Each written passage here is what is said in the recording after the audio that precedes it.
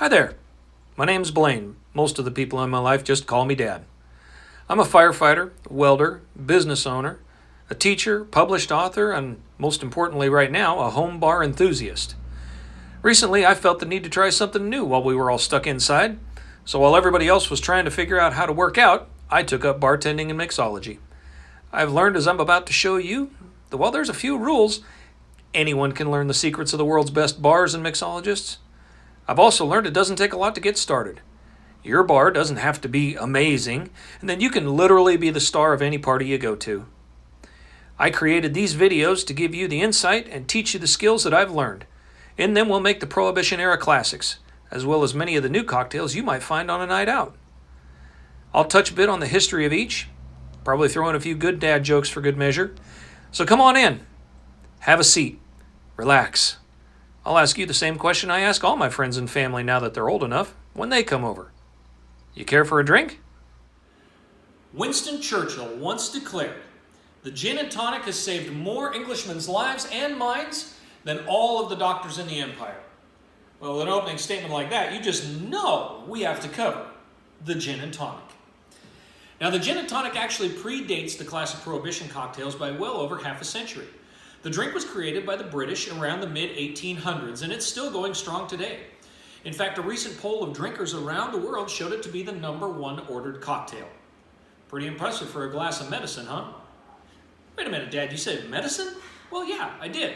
But to understand how exactly that happened, we need to look at the history of both gin and the history of tonic. Now, gin wasn't originally British at all. It was Dutch.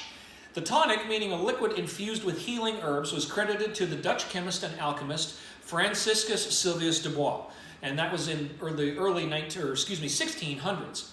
He was absolutely convinced that juniper berries had medicinal properties, so he infused them into an alcohol base. He called his medicine Genever, which in Dutch means juniper. Fast forward to the 30 Years' War, and the Brits noticed their Dutch counterparts drinking the stuff before they went into battle. They eventually gave it the nickname Dutch Courage and brought it back with them following the war. They tinkered with the formula a little bit, shortened the name to gin, and boom, gin as we knew it was born. The popularity of the drink spread faster than the Great London Fire. In fact, by 1720, an estimated 1 in 4 households were making their own gin. The problem got so bad it became a public issue with public drunkenness and so many Brits drinking bathtub gin all the time. It was even given the nickname of Mother's Ruin. Parliament finally had to step in and pass several laws aimed at curbing the nation's national obsession with gin. Considering some of the folks at the time were flavoring their gin with turpentine, it's probably not a bad thing. Gradually, gin became much more respected. Tonic's origins actually lie in disease prevention. Back in the 1800s, England had colonies all over the world, just like the United States was a British colony back then. So India and what is now Pakistan were both under British rule. Now, the Brits had a real problem. See, the farther south you went on the Indian subcontinent, the more tropical the weather became. The warmer it was, the more bugs there were, the more bugs there were, the more mosquitoes there were, and with mosquitoes came the dreaded malaria. And since the disease attacked both the colonizer and the colonized, it didn't matter.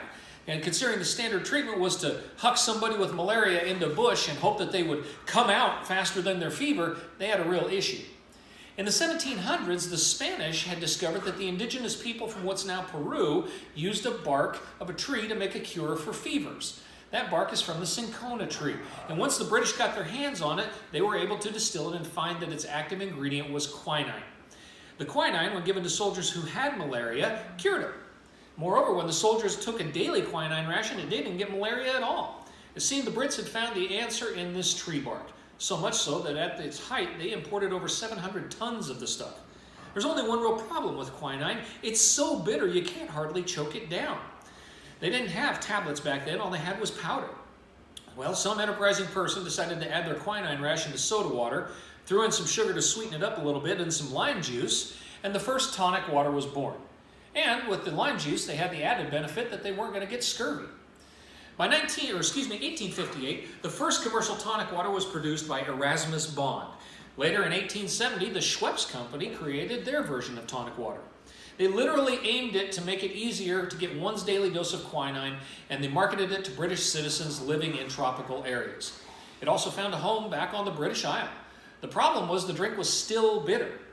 Sometime around then, British soldiers began adding their daily ration of gin to it, and the gin and tonic was born. They even added ice if they had it. Originally designed to save lives, it was now looked forward to as a treat, as an afternoon cocktail. By World War I, the gin and tonic was a staple drink in all bars in Europe, and it made its way to America. The simple mix of tonic water, gin, and lime juice has been a mainstay of the cocktail industry since then. So from medicine to the world's most popular cocktail. And it only took about 300 years. The Schweppes company still is the largest manufacturer of tonic water in the world. The formula's changed a little bit though, because they don't need the drink to prevent malaria. In fact, if you were to get the amount of quinine that you would need, you'd have to drink about 8.5 gallons of the stuff today to get the same amount that the British actually gave as a daily ration. Quinine now is also produced synthetically and used in most tonic waters that way, although there's some new companies that are making some specialized tonic waters with the real thing to pair with different gins to create fantastic versions of the drink. Some high-end bars might actually have a dozen different gin and tonics on their menu. It's easy to see the appeal. The woodsy, piney gin pairs very well with the slightly bitter tonic water. You add a little lime juice to kind of bring it all together, and it elevates it to the level of sublime. So what do you say? You care for a drink? How about a gin and tonic? So, get our glass, and a little ice in the glass. Maybe. There we go. Okay. And to that, we're going to use Hendrick's gin today.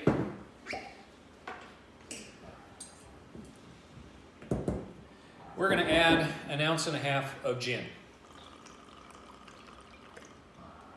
I'm going to add about 3/4 ounce of lime juice.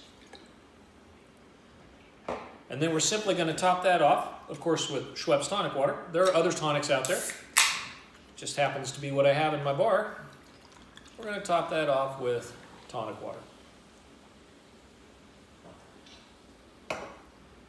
And we'll garnish that up with a little lime wedge. And there you go. As simple as it gets. The gin and tonic. Well, that's last call. Thanks for stopping by. If you like this video, go ahead and give it a like down below. Feel free to leave a comment as well. You never know, I might feature your drink next. While you're at it, why don't you go ahead and subscribe? That way you'll know when I've got new content out. You know, each of these videos takes me between 2 and 4 hours to shoot and edit. Couple that with the cost of the booze and the ingredients, it's a good size investment for me. I'd really appreciate it if you're so inclined, and if you would help me cover the cost of my time and ingredients, you can do so by heading over to my Patreon page at patreon.com/drinkswithdad. There you'll find additional footage, contents, a monthly newsletter. There's a lot more than that. You'll also be able to help support me keep creating these videos. I'll see you next time.